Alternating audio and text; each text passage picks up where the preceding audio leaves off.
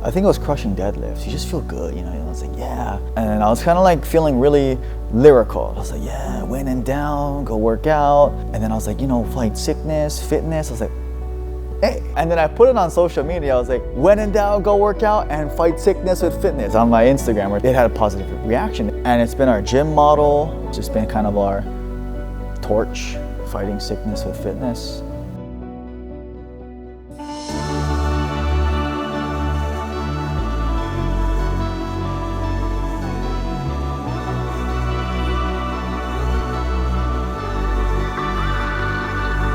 Justin. Angela. First of all, just thank you for opening up and sharing your story with us today. I'm really excited to hear it. Could you just maybe start us off with a little introduction about yourself?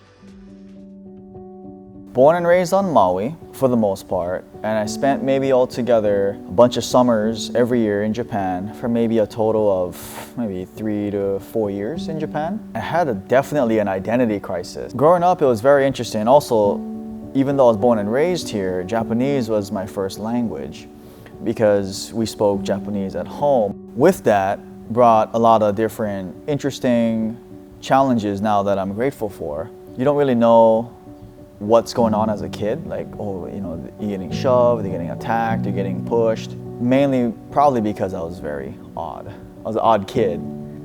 It was very interesting just kind of growing up. I couldn't speak English until maybe 9 years old. That's why my parents initially put me into karate. And I did that for a little while. I stopped.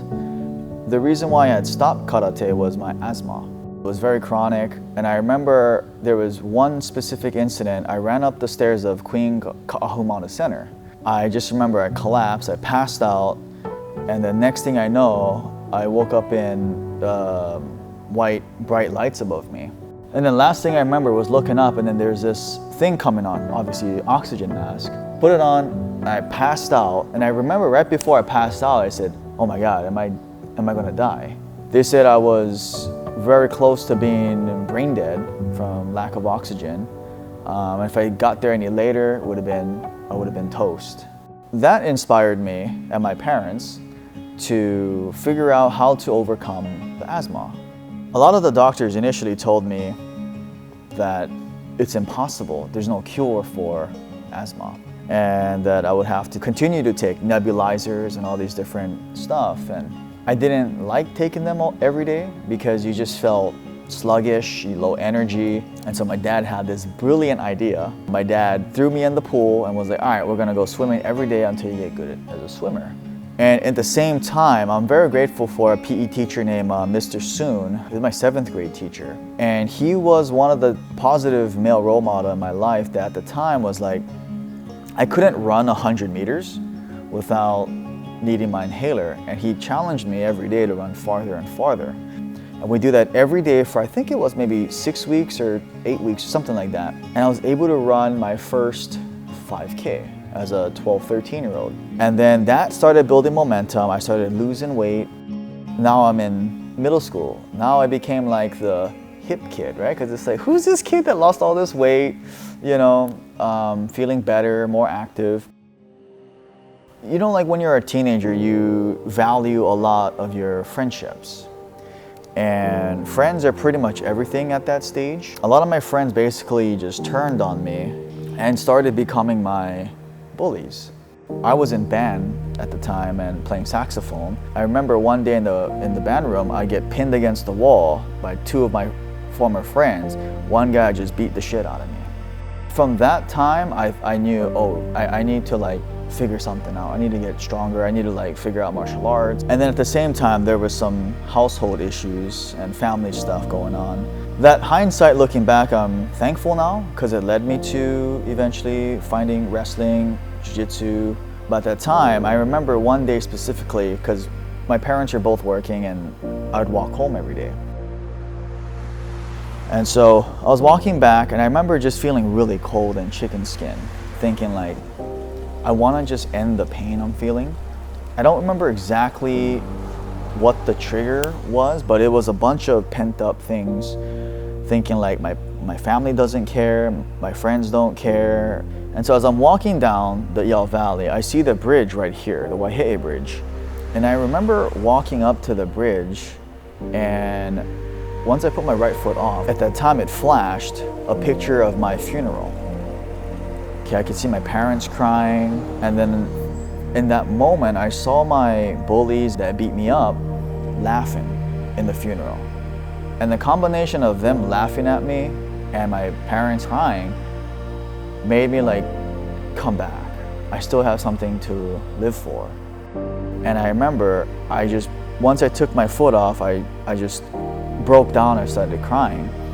And that, I think, was the first evolution from feeling like a victim, that things are happening to me, to, you know what, like I'm gonna do something to help people. In Japanese, it's called hito no tameni, do it for others, do it for other people. And I made a determination at that day, that moment, if I was gonna live, I was only gonna live if I become someone that can help people.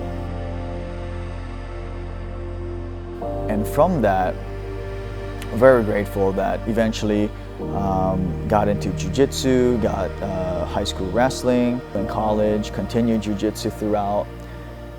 And I thought it was clear in the woods. I got to college with all this confidence, you know? I'm like, oh yeah, you know, like, I think I got it going now. I'm 18, 19 years old. And I started making bad decisions. I was drinking all the time, I was smoking all the time, I was doing all kind of crazy stuff to my body. One of the last things that I did, it was one night where I drank and I smoked with something that was laced with cocaine. The day after that, I woke up with like these crazy pain in my organs, in my liver. And that sparked the conversation of, you're not gonna live to see 30. That really affected myself, but also my parents. Seeing how my mom reacted in that moment, like, oh my God, I'm gonna lose my son, you know, like not that long, was pretty emotional. And it was just really interesting because it was a time and a culture where it's like, you don't share these things. And then you almost feel guilty for sharing some stuff like this, where it's like, well, just because you were almost gonna die, some people, you know, and then you just feel like, oh, okay, well, shoot, I shouldn't share. And I think a lot of other guys might feel that way too, depending on how their upbringing and their culture, and maybe if they come from specific sports where it's like, don't show weakness, you know.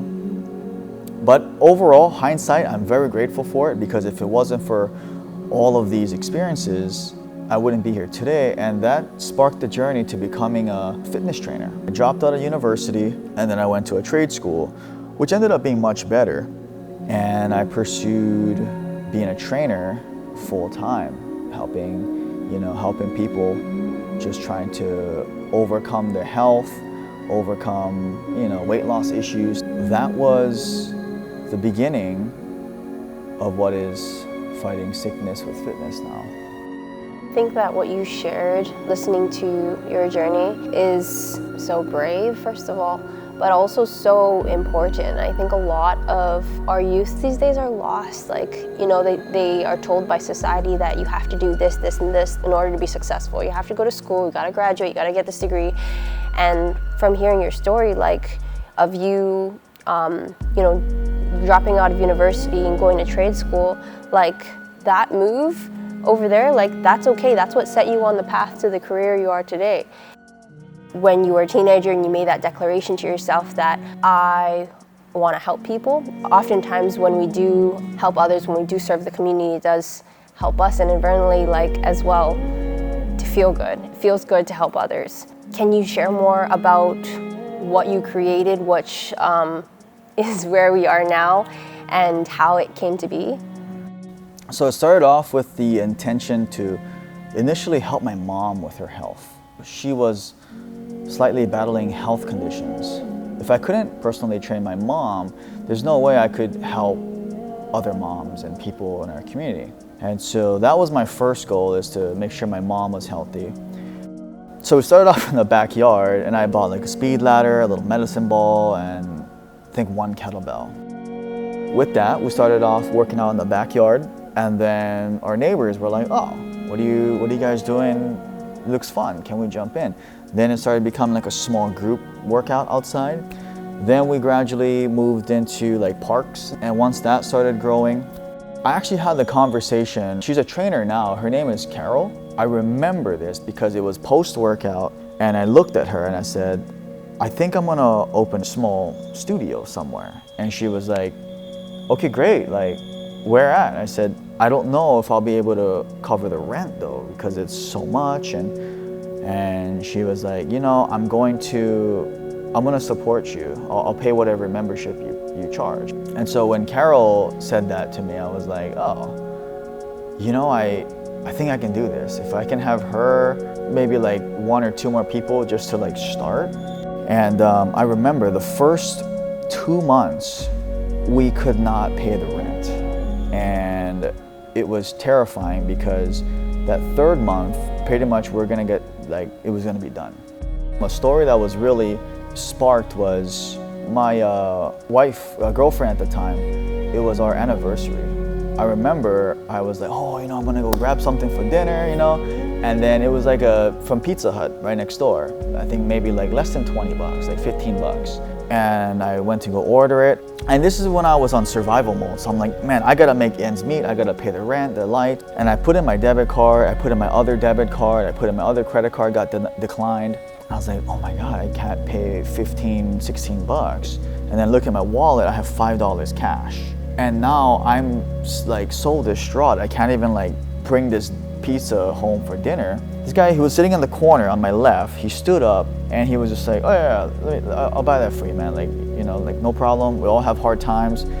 And then when he paid that for me, I just started crying. And I really tried to get his name or contact because I was like, you know what, I'm gonna pay you back. You know, this is incredible. Like, please take my card, my number, something. He's like, no. Like, I'm just doing this to help another guy out. You know, you look like you're having a hard time. And I still can't, I don't know who that is, but I'm very thankful for that gentleman, like, because that was another big reminder to give back. And then shortly after that, Alan had started coming to the gym because I had known her from Kamehameha School where we were coaching. And when she came, I could see a lot of stuff started growing. Became a member, I think in May of 2016, and from there we became friends and was certified as one of his first group of coaches. And then from there it just kind of led to director of ops, and now I'm his general manager here. As a person, he's very kind and he's also very driven. So sometimes I feel like when people are driven, they get this perception that they're really like arrogant because they're just doing a lot of stuff, but it's not the case with Justin, and how he presents himself is how he actually is. He inspires people to, you know, do the hard things and do things that make you uncomfortable, and he encourages us, especially as our leadership team, to read books, and we have conversations on it, and it just really works with us to grow, not just as like coaches or as people that train jiu-jitsu. It's also growing as leaders and then growing ourselves too. I might be like the crazy one, but if it wasn't for like a lot of people on our team, people in the past, we wouldn't be here today. It's amazing. It does sound like a really great community of people just coming together, and I think you should be really proud. How did you expand more from fitness into martial arts? It was probably the worst time, but best time to transition. It was during COVID. Because COVID, all gyms got shut down, right, in Hawaii. I was like, okay, we got all this time, and I'd taken a hiatus from jiu-jitsu, and I was just like, you know what, like, let me get back into it. Like, we got all this downtime. Gyms shut down, you know, it's all virtual, and so people were just training at garages. And from that, I started going back and forth with Japan because I was like, you know what, I'm gonna try this, you know, competing, fighting, all this stuff again. And then I ran into Professor Yuki Nakai. Since that point, I just had a good relationship with him. He used to make a joke. He was like, because at one point I had no master, no professor. And he was like, oh, you're a Ronin now, which basically means master of the samurai, as a joke. He was like, you're no longer one as of today. And I was like, what does that mean? He's like, yeah, you're officially, unofficially part of Fightstory. You've been coming here for a while. I was like, oh snap. And then now I felt like I was back into like a community in Jiu-Jitsu. And all I wanted to do with that is give it back here. Make everybody come up, let's make everybody better. To me, is one of the exciting things too, is like seeing everybody make progress in Jiu-Jitsu and working out. And once the fire was lit, we just brought it here. Throughout this whole process with the fitness gym and then adding the martial arts jiu-jitsu component, you still kept the nutrition with you along the way? With the nutrition side, we're gonna step back into, I believe it was 2017 or 18, I got my nutritionist certification from the NASM. It was around that time I realized fitness alone wasn't enough. Fitness is fantastic for making the body stronger, having a good posture, all that good stuff. And I was running into problems with people losing weight and also just getting healthy. Once the nutrition component kicked in, first I had to make sure it worked on me and my people close to me. My professor at National Personal Training Institute in Florida and my mentor Todd Durkin, who was Drew Brees' trainer for NFL, challenged me to write a book. I was like, okay, I'm gonna commit to it with whatever I knew. And I wanted to make sure it was worded as that, not that I know everything, but here's my experience with training clients, here's the client's results, and different strategies.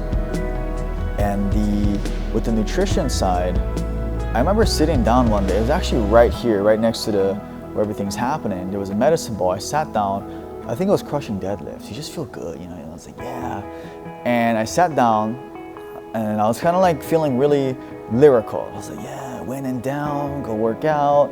And then I was like, you know, fight sickness, fitness. I was like, hey.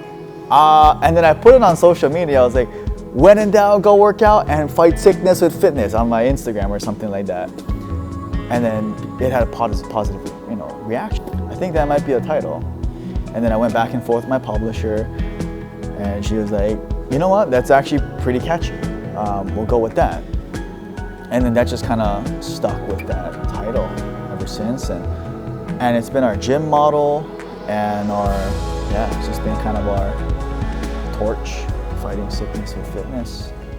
I hear you say over and over, like, I'm grateful for everything that happened because it led you to where you are now.